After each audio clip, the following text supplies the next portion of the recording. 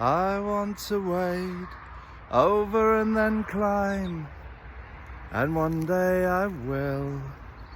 Silbury Hill. Morning friends, it's going to ground, and here she is, Silbury Hill, rising behind me like a great pudding in the landscape.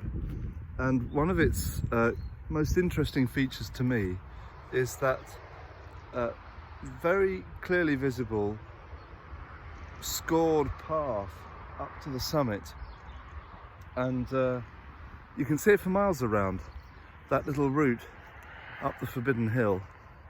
I'm right at the foot of it this morning. I found a way entirely allowed by statute to get right up close to the base of the hill, which is rather fun.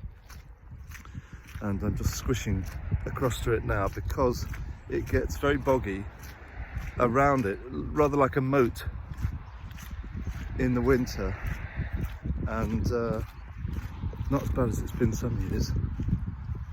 But only here, if I reverse up to the hill, you'll see that path rising, and only here do you see that little red sign saying this far and no further. But look, up rises the path. How tempting is that? Oh goodness me.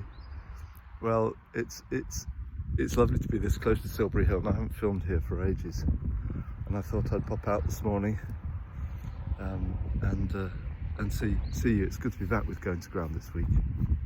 I'm going to read this morning's psalm while I'm here. I brought my prayer book, and Psalm 19 is set for today. It's a good one for the beginning of Lent.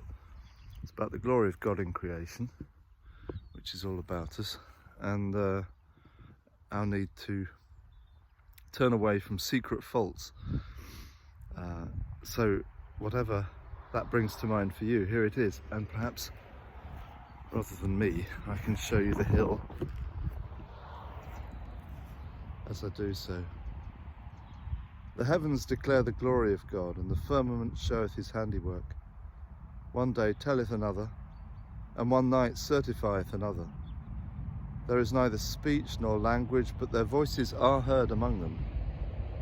Their sound is gone out into all lands, and their words into the ends of the world.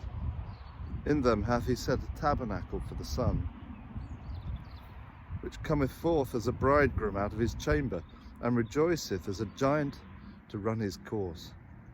It goeth forth from the uttermost part of the heaven, and runneth about unto the end of it again, and there is nothing hid from the heat thereof. The law of the Lord is an undefiled law, converting the soul. The testimony of the Lord is sure, and giveth wisdom unto the simple. The statutes of the Lord are right, and rejoice the heart. And the commandment of the Lord is pure, and giveth light unto the eyes. The fear of the Lord is clean, and endureth forever.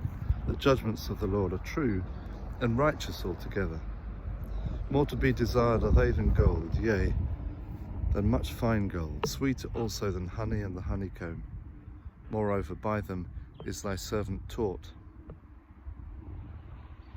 and in keeping of them there is great reward.